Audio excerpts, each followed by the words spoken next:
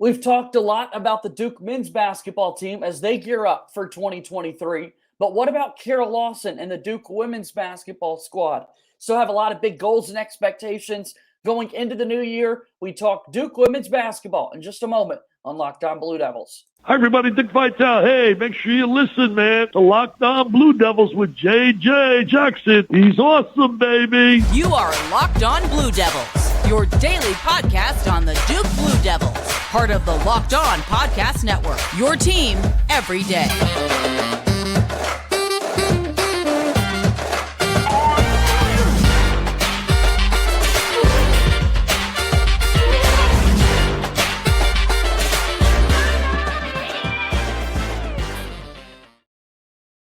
Hello, everybody, and welcome into another episode of the Locked On Blue Devils podcast. My name is JJ Jackson, and it's so great to have you here with us on the program today. Locked On Blue Devils, of course, is your daily podcast devoted to everything going on in the life of Duke athletics. If you haven't done so already, follow us on Twitter at LO_Blue Devils, and I'm on Twitter at _JJ_Jackson_. We hope you enjoyed our Locked On Network-wide Year of 2022 in review episode that we had for you yesterday. As we transition into today's program, we're going to talk about Duke women's basketball with the radio play-by-play voice of the Blue Devils, Chris Edwards. Make sure that you're listening to all Duke athletics. Go Duke.com and the Varsity Network app to be able to listen to all of their amazing coverage of Duke basketball. Be sure to follow this podcast in particular wherever you get your podcast and watch the show daily on YouTube each and every day. Without further ado, we bring on my good friend Chris Edwards, who's here with us. Chris, happy holidays to you. A happy early new year. Glad to have you back on the program, my friend. JJ, always great to be with you. Happy holidays. Happy New Year to you and all the great folks listening out there. Excited to talk a little bit about Kara Lawson's squad so far this season. So here we are about a couple of days away from the new year. Duke's got one game left in 2022. They're also getting very early into ACC league play. Where are the Duke ladies at right now? Yeah, good question. So far, a great start to the season for Coach Lawson's team. 11-1. The only loss to Connecticut out in Portland as part of the PK event out there, the Field Night Legacy event.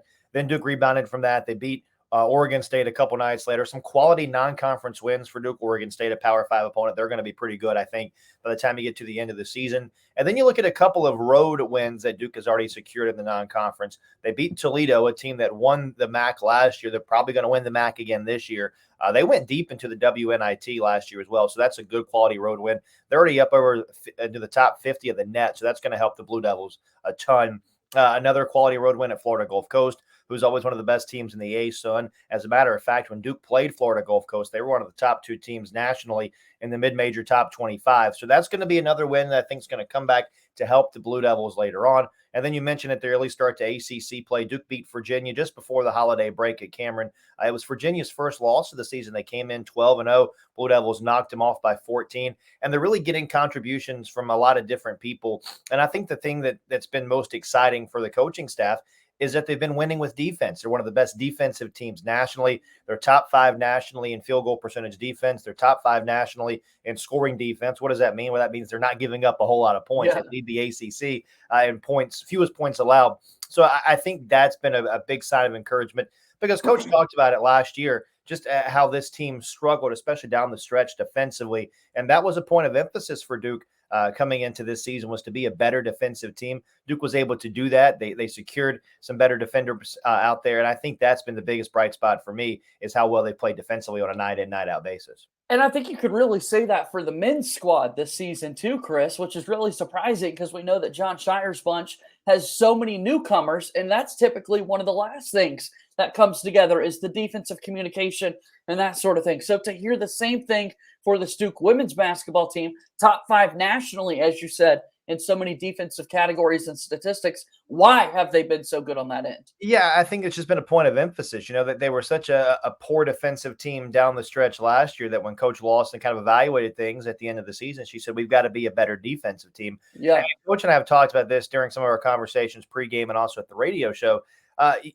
Maybe you have a night where you don't shoot it so well, or the ball is not going through the net. Well, defense can travel, right?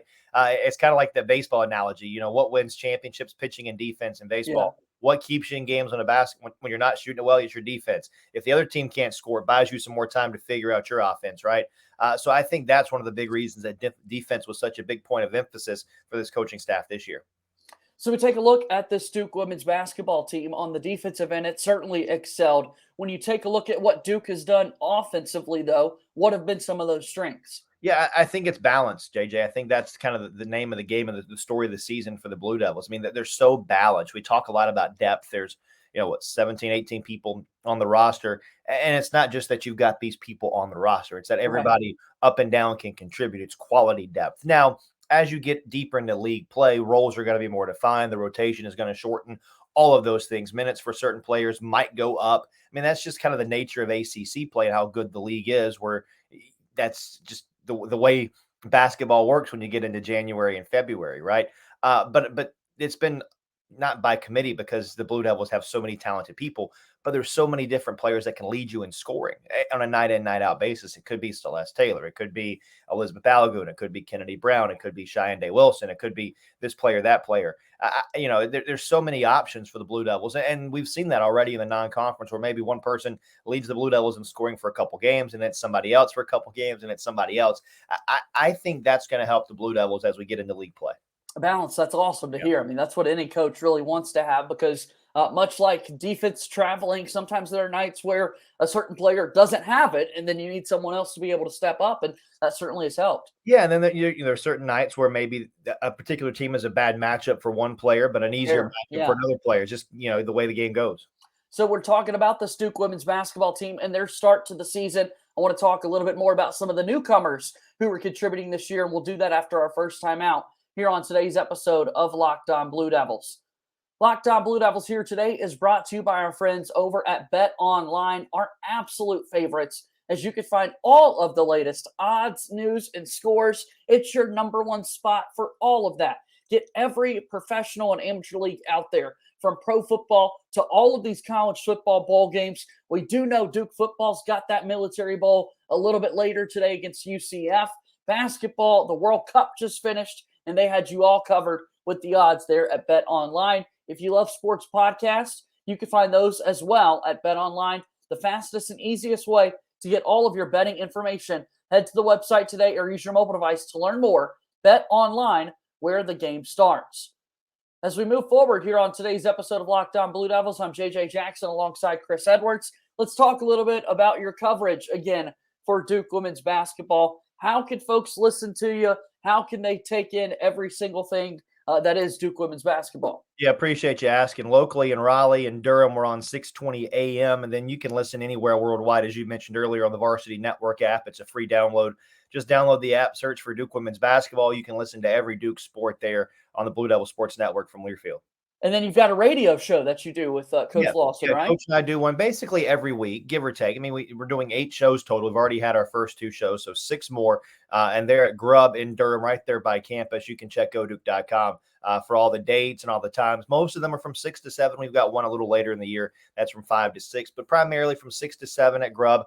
You can listen on the Varsity Network app or on the radio on 620 AM locally in Raleigh and in Durham.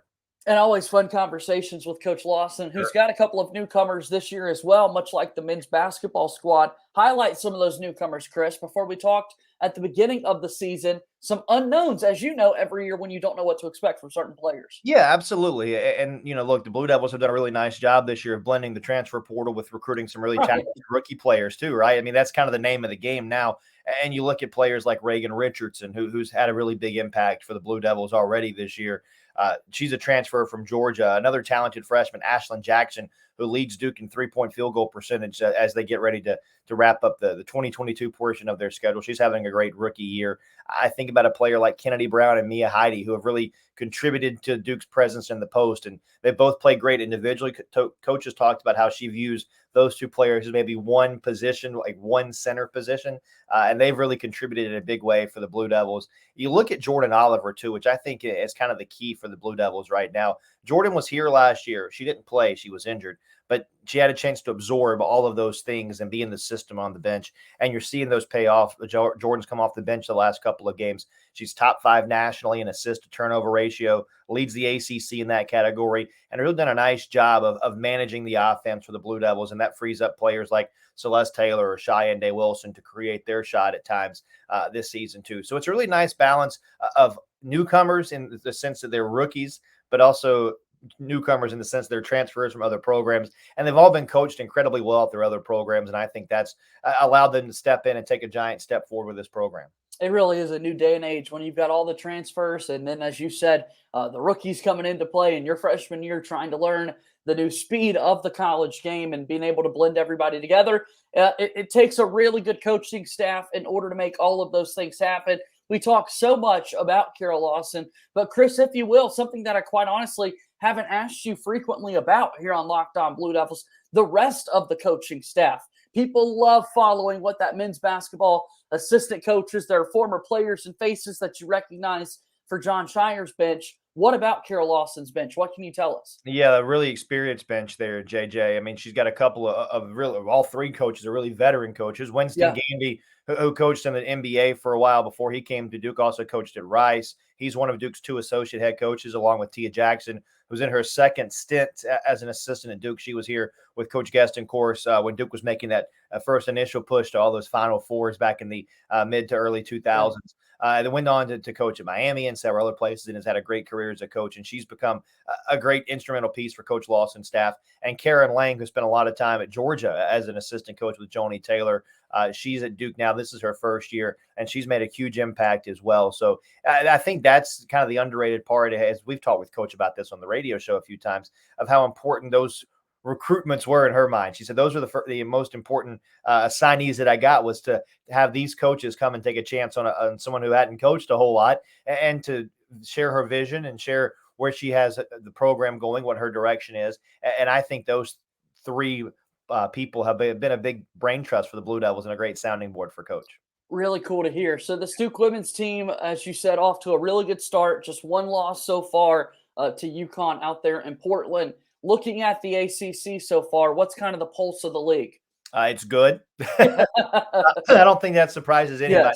Yes. It's not just top heavy. I think, 1 through 15, the league is going to be really talented this year. I was looking at it yesterday, as a matter of fact. 14 of the 15 teams in the league are in the top 100 of the net. And then the one that's not in the top 100 is like 106. So you're going to get a really competitive game on a night in, night out basis. You've got the usual cast of characters that are going to be up there. Notre Dame's going to be really good. They're having a great year. Obviously, NC State's having another solid season. They're 11-1. Virginia Tech, they've had just a phenomenal start to the season. I think everyone expected the Hokies to be really good because they've got so much back. Asia Shepherd, Elizabeth Kitley, who's the preseason player of the year in the league. So Virginia Tech, probably one of the teams to beat in the ACC. North Carolina has been really impressive too. The triangle is well represented in the ACC again this season. I just think it's going to be a dogfight every night. I mean, Virginia's got a new coach. They're 12-1 now after they played the Blue Devils the other night and lost. So don't be surprised if you see these teams beat up on each other, but they're going to be battle tested come March. You look at these next 2 to 3 weeks, this stretch to really kickstart ACC play for Duke women's basketball. Haven't really talked about concerns that might be there, but if there were to be something, knowing you're jumping into such a crucial part of the schedule, what does Duke really need to focus on? Yeah, I think just execution still, JJ. Just still executing what you want to do. Just be, sound in your game plan, and then limit the turnovers. I mean, every coach talks about it, right? There's a difference in live ball versus dead ball turnovers. The Blue Devils have had some games where maybe the turnovers were a little more elevated than what you'd like to see. So I think handling the basketball, some of that's going to come with, maybe you've got fewer people in the game that handle the ball or are used to handling the ball a little bit more. We'll see if those numbers improve as league play begins, but you're going to face better defenses too as you get into the ACC. Everyone's going to know everything about everybody. So the margin for error is so small in these games. And that's just the exciting part about league play, isn't it? That everybody knows everybody, and you're going to get someone's best shot every single night. So we'll see how it goes. I'm excited about this group. I think this is a team that can really make a deep run in March. Chris Edwards is here with us today on Locked On Blue Devils with the Blue Devil Network, his radio play-by-play work for Duke women's basketball and Duke baseball, but certainly love talking about all of Duke athletics with Chris. And for folks that are watching us here on YouTube today, Wednesday, December 28th, 2022. You can see I'm sporting the Elko era shirt, and we've got a big bowl game coming up a little bit later today for Mike Elko's squad. Just the fact that they go 8-4 in year one of the Mike Elko era, what stood out to you, Chris? Just how disciplined they were, how great they were in their schemes, and how much they bought into what Coach Elko and his staff were preaching. I don't think anyone expected 8 wins or 6 wins. I don't know that anybody had a high ceiling for this year, right? Right. Just because so many unknowns and first-year coach. Which was totally fair. Yeah, absolutely. And then to go out and win 8 games, I think speaks volumes to A, what kind of coach Mike Elko is, but also B, the buy-in from the players and how they were invested from day one and what they've done. I mean, going from last year to this year and a chance to cap it off with a 9-win season in year one, man, the sky's the limit, it feels like, for the Blue Devils right now, doesn't it? It really does. And then you want to talk about what's to come. I mean, just last week we had National Signing Day, the early signing day period, and Duke has one of the largest, most successful classes that they've ever had for a coach that primarily got these commitments before the heart of the season played out. So a vision that didn't have much proof out there on the field clearly struck a chord with all of these great football. Like, it's unbelievable what Elko was able to do out there trying to build the future of a program that's already gotten off to a good start. Absolutely. And look, Duke's a special place. And I'll tell anybody anytime how special a place Duke is. And anytime you can come be part of this Duke family, I mean, it's special. And it's not just football. It's not just women's basketball, men's basketball. It's everything. I mean, you're around excellence every single day. So why would you not want to come and be part of something that's bigger than yourself and something that's so special like Duke is? What are your thoughts on this Duke men's basketball team so far this season, Chris? Yeah, they played well. I mean, look, they battled the injury bug a little bit, early in the season. They didn't have their full complement of players. I think the holiday break was probably good for the Blue Devils, get a chance to regroup, relax, and now they can get back to ACC play. I think once the Blue Devils get fully healthy, they're going to be a team that's going to be dangerous in the back half of the ACC season. So many newcomers, really trying to blend all together. I haven't really seen Derek Lively and Derek Whitehead, so to speak, but that guy, Kyle Filipowski, has really emerged as one of the top freshmen in the ACC and in the country, really. Yeah, what did you have, 4 straight games with a double-double or something like that earlier this year? I mean, that's pretty good. Yeah, it's hard to do, right? Now the question's going to become, like the women's team too, right? You get deeper into the season, there's more tape available. Everybody knows everybody. Teams are going to adjust now, right? So how do you adjust to the adjustments? I think those are the little intricacies of the game, the little parts of the games that people don't think about. So we'll see as the season goes along. But I really like this Duke men's basketball team too. I think they're built for a deep run. I think both basketball programs are built for a deep run this year. Well, Chris, you mentioned sort of when we're talking about the recruiting pitch for Mike Elko and why not Duke? Why not come join this Duke family? The campus is amazing and beautiful, and the atmosphere that you really feel and that sort of thing. In the life of Duke University and Duke Blue Devil Athletics, it's the first time in 42 years that Mike Krzyzewski is not this overarching figurehead, or so to speak. What has that been like? What truly has the pulse been like that Coach K hasn't been kind of the name or the face that you point to? Yeah, I think it's now John's program, right? I think that's what everybody thinks. I think it's how everybody views it. I mean, Coach Shire is the head coach, and it's his program, and it's his gig, and he's done a great job taking what Coach K did and is just going to build on it and carry on it. So I don't think about it a whole lot like that, JJ. I mean, obviously, Coach had a really phenomenal career, and that's probably the statement of the day, But it's John's program now, and I think Coach K would tell you the same thing. And Coach Shire's done a great job. And I'm just excited to see where he goes and where he leads his program and how the Blue Devils continue to grow under his leadership. Coach K is doing pretty well. I mean, he's posing with the Heisman Trophy. He's at his own suite at the Nike headquarters. I mean, life is good for Mike Krzyzewski still, and he's certainly enjoying retirement, it seems. Yeah, no doubt. I think we should all be so lucky to enjoy retirement like that. Yeah. Well, Chris, as always, it's such a pleasure to catch up with you, talk a little bit about the Duke women's basketball squad and so much more. Thanks again for taking some time to join us on the program today. Always, JJ. Great to be with you.